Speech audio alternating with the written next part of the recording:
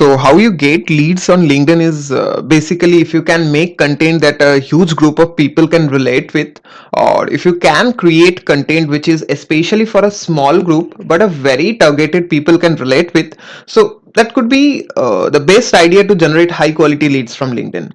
Now, I always like targeting a mass of people. Why? Because I feel like it gives me a lot of scope in multiple ways.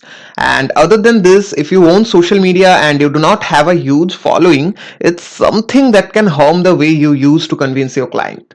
So your profile needs to reflect that you are good at what you do, and it's very important for social media manager. However, it's not that important for somebody who serves services like sales funnel designing, or landing page designing. Then you don't need to have a huge social media fan base. However, you need to have some step by step breakdowns or a couple of posts of the important elements that that shows what you're talking about.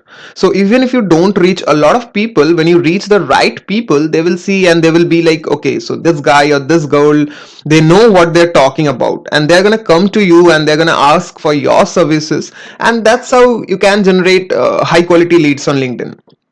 And LinkedIn is one of the easiest ways to get clients right now. It gives you great reach, and you can kind of easily connect with people that you want to serve.